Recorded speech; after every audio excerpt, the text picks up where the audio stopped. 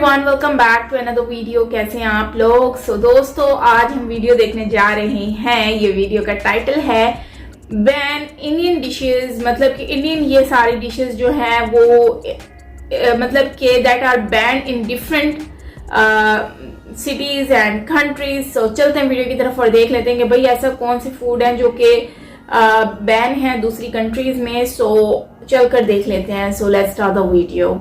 Original video का link आपको description में मिल जाएगा, सो आप वहां से देख सकते हैं। और अगर चैनल पर नहीं हो तो सब्सक्राइब करना मत भूलिएगा। हेलो फैक्ट भाई और अफसोस भैया एक प्लेट पानी पूरी दे रहा। ये बात काठमांडू के लोग नहीं बोल सकते। क्यों? क्योंकि उनके यहाँ इंडिया के फेमस गोलगप्पे बैन है। पर ये इकलौते बदनसीब नहीं है जिनकी जबान को इंडिया का स्वाद चखने से रोका गया। नो नो नो, जिसकी खुशबू के साथ 64% ऑफ इंडिया के दिन की शुरुआत होती है और बिना जिसके सबका दिन अधूरा अधूरा सा लगता है, वो चाय। उसके मजे लेने से भी एक देश की जनता को रोका जा रहा है, लेकिन वो कहते हैं रोकने से कोई कहाँ रुकता है। तभी तो यूएई में पान, जिस पर चूना कथा लगा के इंडिया के कश्मीर से लेकर कन्याकुमारी में लोग उसे खाते नहीं थके, उसे बैन करने के बावजूद वहाँ इसका मार्केट दिन ब दिन बढ़ता ही जा रहा है। और अभी 2 साल पहले वहाँ 235 किलो 200 ग्राम पान का इलीगल स्टॉक पकड़ा गया था। पर जरा सोचो कि जहाँ इंडिया वालों को पान इतना पसंद है कि आधा इंडिया शादी ब्याह जैसे फंक्शन में इसी से भारतीयों का स्वागत करता है, वहीं यूएई ने इसे बैन क्यों कर दिया? क्या उन्हें इसकी वॉल पेंटिंग्स पसंद नहीं आई या बात कुछ और है? जानने के लिए लेट्स बिगिन। नंबर 1, पान। अमिताभ बच्चन कह गए जमाने से, ओ खई के पान बनारस वाला खुल जाए बंद अकल का ताला। और बस ले लिया लोगों ने उनके दिमाग का ताला खोलने वाली बात को सीरियसली। इतना कि आज आपको इंडिया के हर गली हर रास्ते में पान पेंटिंग्स देखने को मिलेंगी। लेकिन जहां एक तरफ ना तो इंडिया उन लोगों के खिलाफ कोई एक्शन ले रहा है और ना ही पान के खिलाफ, वहीं दूसरी ओर जैसे मैंने बताया यूएई में पान के सेल और इम्पोर्ट पर स्ट्रिक्ट बैन है। और ये बैन उन्होंने आज से नहीं, सन 1996 से लगाया हुआ है। लेकिन वो कहते हैं ना, शौक बड़ी चीज है। तो बस आदत से मजबूर लोग जिनकी पान की तलब जाती नहीं, उनका फायदा उठाने के लिए इसका इलीगल बिजनेस यूएई में तब से लेकर अब तक बढ़ता ही जा रहा है। तभी तो वहाँ ऐसे सीजिंग होती रहती है। और अगर हम बात करें कि वहाँ पान बैन क्यों है, तो देखो यूएई की ज्यादातर सिटीज जैसे दुबई, रास अल खैमा और अबू धाबी ये अपने टूरिज्म के लिए जानी जाती हैं। ऐसे में अगर वहाँ हर दूसरी दीवार पान से रंगी होगी तो वहाँ के नजारों को नजर लग जाएगी। साथ ही ये बात भी गौर करने वाली है कि एनवायरमेंट के साथ साथ पान के हेल्थ पर भी सीरियस इफेक्ट्स होते हैं, जैसे गम कैंसर, गैस्ट्रिक और माउथ अल्सर्स, इंसोम्निया और टीथ डिस्कलोरेशन। इसकी इतनी खामियों के बाद फैक्ट भाई तो कहेगा इस पर इंडिया में भी बैन लगाने के बारे में सोचा जा सकता है। नंबर 2, कटिंग चाय। बारिश में मिट्टी की भीनी भीनी खुशबू और सर्द हवाओं में गर्मा गर्म चाय की प्याली, सोचते ही होठों पर सुकून वाली मुस्कान आ गई ना। पर अब ये सोचो कोई आपसे ये सुकून का पल छीन ले तो? बस यही महसूस किया होगा पाकिस्तान की आवाम ने जब पाकिस्तान के प्लानिंग एंड डेवलपमेंट मिनिस्टर एहसान इकबाल ने लोगों से उनके चाय पीने का हक को खुद ही छोड़ देने के लिए कहा। ये देखो, मैं ये भी कौम से अपील करूंगा कि हम चाय की एक एक प्याली 2-2 प्यालियां कम कर दें। और ऐसा उन्होंने क्यों कहा, वो भी आप इनकी जुबानी सुन लो।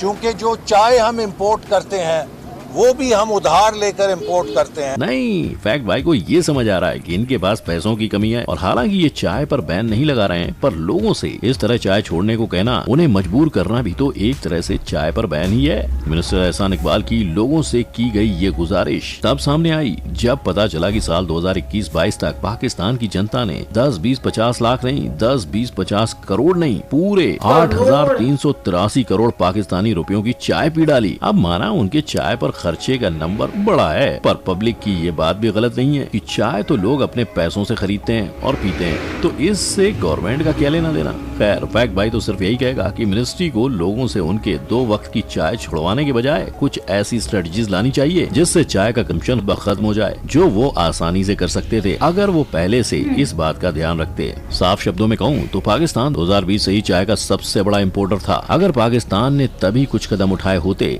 तो आज उन्हें ऐसी रिक्वेस्ट ना करनी पड़ती। शायद यही वजह है कि मिनिस्ट्री के इस बयान ने पूरे पाकिस्तान में भड़कम मचा दिया था, जिसका असर सोशल मीडिया पे साफ नजर आ रहा है। नंबर 3, पकोड़े। पर पाकिस्तान सिर्फ चाय का दुश्मन नहीं, पाकिस्तानी गवर्नमेंट का पकोड़े और समोसे के साथ भी झगड़ा है। तभी तो 2016 में पाकिस्तान ने टैंक डिस्ट्रिक्ट में पकोड़े और समोसे दोनों को ही बैन कर दिया, जो उनके मुताबिक रमजान के उपलक्ष्य में था। लेकिन बैन तोड़ने वालों पर हवालात की हवा खाने तक की सजा रखी गई थी और लोग जितने इस बात से नाखुश थे कि उन्हें उनके फेवरेट फूड खाने का मौका नहीं मिलेगा, उतने ही वहाँ पकोड़े और समोसे का बिजनेस करने वाले लोगों का भी बुरा हाल था। द एक्सप्रेस ट्रिब्यून से बात करते वक्त एक शॉपकीपर ने कुछ ऐसा कहा था। आपको क्या लगता है, क्या रमजान में इस तरह से खाने की चीजों पर ही बैन लगा देना जायज है? नंबर 4, कच्चा बादाम।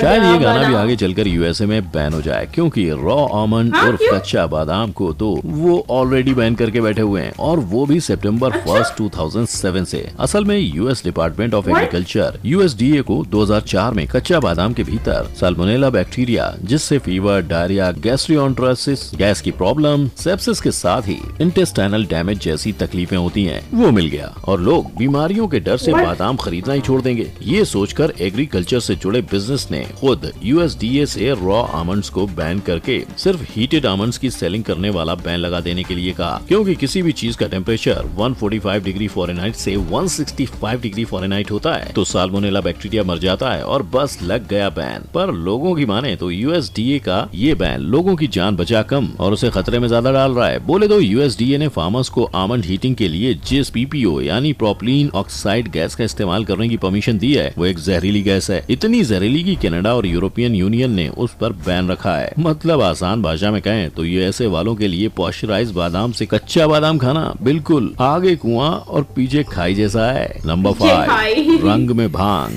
होली के रंग में भांग ना हो तो होली बेरंगी हो जाती है, राइट? और सिर्फ होली क्यों, भोलेनाथ की महाशिवरात्रि का प्रसाद भी तो भांग के बिना पूरा नहीं होता, और हमारे भारत में इसके प्रसाद की परंपरा आज से नहीं सदियों से चली आ रही है। लेकिन क्या इसकी वजह से आप इस बात से इनकार कर पाओगे कि आखिर में भांग है तो एक प्रकार का नशा ही, वो नशा जिसे Pakistan, Australia, Brazil, China, France, Japan, Nepal, Russia, US और ऐसे ही दर्जनों देशों में इलीगल करार दिया गया है। जहाँ ये सवाल खड़ा होता है कि फिर हमने इसे बैन क्यों नहीं किया? क्या इसका ताल्लुक हमारे धर्म से जुड़ा है? हाँ, इसका नाता हमारे धर्म से तो है ही, लेकिन भांग के बैन ना होने की सबसे बड़ी वजह है narcotics, drugs and psychotropic substances NDPS act of 1985, जिसके मुताबिक कैनबिस यानी नशीले पौधों के फूल और उनके फल वाला हिस्सा जिससे रस ना निकाला गया हो, वो इंडिया में बैन है। और क्योंकि इसमें कैनबिस के सीड्स और उसके पत्तों को इंक्लूड नहीं किया गया है, इसलिए भांग को इंडिया में ना तो इलीगल माना जाता है ना ही बैन। नंबर 6, सरसों का तेल।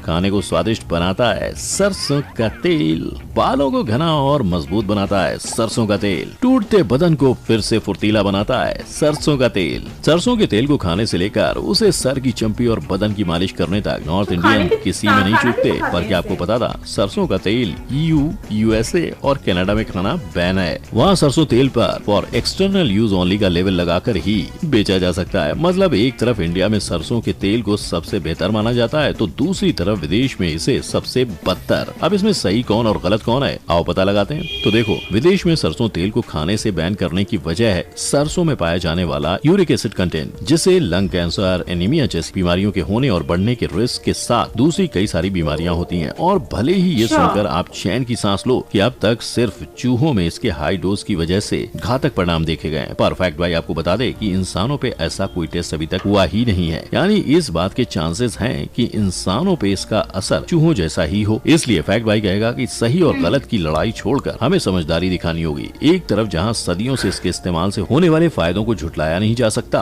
वहीं ये भी लोगों को ध्यान में रखनी होगी कि सरसों के तेल में on an average 47% uric acid होता है। तो अगली बार जब आप इस तेल में कुछ बनाएं तो तेल का इस्तेमाल ज्यादा सावधानी से करें। नंबर 7, पानी पूरी। तीखा, मीठा, आमचूर, जीरा, पुदीना, हींग, कच्ची कैरी। सुन के ही आप समझ गए होंगे कि मैं आपको पानी पूरी की पानी का चटकारा याद दिला रहा हूँ। एंड आई नो, मुझे आपको ये याद दिलाने की जरूरत नहीं है कि पानी पूरी काठमांडू, नेपाल में बैन चल रही है। वहाँ लोग इससे वंचित हैं। और आप इसे उनकी बदनसीबी समझो, उससे पहले ये तो जान लो कि आखिर वहाँ पानी पूरी को बैन क्यों किया गया है। दरअसल बात यह है कि वहाँ पानी पूरी में कॉलरा बैक्टीरिया के ट्रेसेस मिले थे, जिससे अब तक 12 लोग बीमार भी हो चुके हैं। और अगर आप सोच रहे हो कि सिर्फ 12 लोगों के लिए 15 लाख से ज्यादा लोगों के मुंह पर ताला क्यों, तो इसका जवाब है नेपाल में 1823 से चलते चलता आ रहा कॉलरा पेंडेमिक जो 1831, 1843, 1856, 1862 और 1887 यानी कि हर कुछ साल में वहाँ दहशत फैलाता है। और 2009 में तो 30,000 से ज्यादा लोग उसके शिकार हुए थे, जिनमें से कॉलरा ने 500 लोगों की जान ले ली थी। अब आप बताओ, जबान के स्वाद के लिए जान को जोखिम में डालना चाहिए? नहीं ना, राइट? नहीं।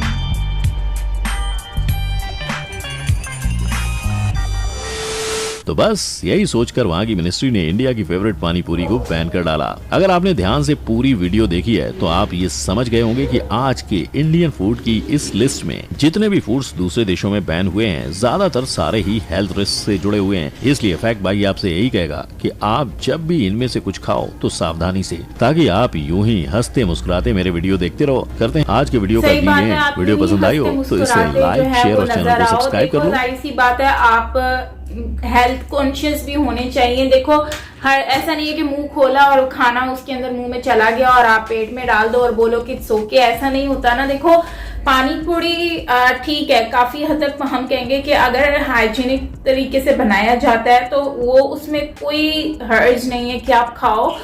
अगर वो आपको हेल्थ को सूट करता है तो आप खाओ। लेकिन ये है कि अगर आप नॉर्मली देखो तो मैं ये समझती हूँ कि पान आपकी सेहत के लिए हानिकारक है, तो पान तो वैसे भी नहीं खाना चाहिए। और उसमें जो चूना वगैरह लगाया जाता है और वो उससे आपके दांतों को भी नुकसान है, आपकी स्किन, आपकी इंटरनल जो हेल्थ होती है उसको भी वो डिस्टर्ब कर देता है। तो मैं तो बिल्कुल भी इसको नहीं कहूंगी। और बिल्कुल सही है, दुबई ने, अगर यूएई ने बंद किया है ना तो बिल्कुल सही किया, क्योंकि आप देखो हमारी दीवारों की खूबसूरती, गलियों में कचरा, मतलब हर जगह पे लोग जिसका थूक देते हैं और खाते हुए ऐसे बात कर रहे होते हैं तो इतना बुरा लगता है, दिल करता है मुंह पे थप्पड़ उठा के मारो, ऐसा दिल करता है जब वो लोग बात कर रहे होते हैं। तो खाने की तमीज भी नहीं होती है लोगों को।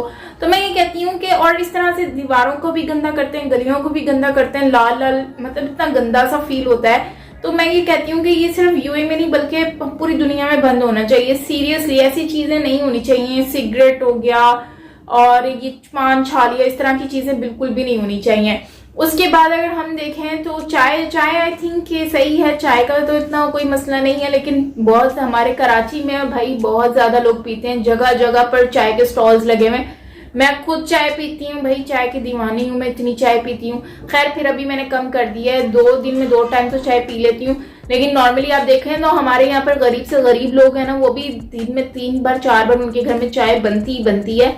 और फिर जो है वो होटल जगह जगह पर बने हैं, तो जाहिर सी बात है जहां पर भी थोड़ा सर में दर्द आ जाता है तो लोग गाड़ी रोकते हैं, चाय पीने बैठ जाते हैं। तो बहुत ज्यादा लोग एक्सपेंस करते हैं। लेकिन मैं ये समझती हूँ कि ये तो एक खाने पीने से ताल्लुक रखती चीज है, जिसकी गुंजाइश है और जो अफोर्ड कर सकता है वो कर सकता है, तो चाय का तो इतना मसला नहीं है।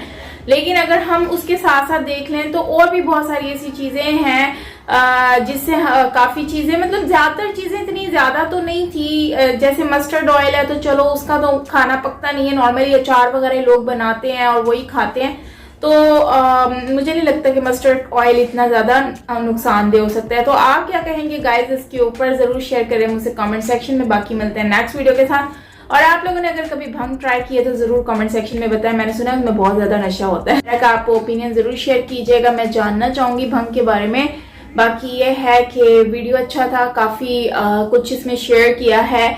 और बादाम का मुझे नहीं समझ आया कि भाई कच्चे बादाम से क्या लिंक है भाई हेल्थ का। और मैंने तो फर्स्ट टाइम ही सुना है बादाम के बारे में, तो मुझे तो इतना पता नहीं था इसके बारे में। लेकिन चलो अच्छा हुआ इसी वीडियो के थ्रू हमें थोड़ा बहुत ये भी जानने को मिल गया। बाकी पानी पूरी का यार हाइजीनिक तरीके से अगर बनाया जाए तो फिर तो बुरा नहीं है ना, जाहिर सी बात है, फिर तो बुरा नहीं होगा। बाकी क्या कह सकते हैं कमेंट सेक्शन में बताएं। मिलते हैं नेक्स्ट वीडियो के साथ, अपना ख्याल रखें, till then take care, bye bye.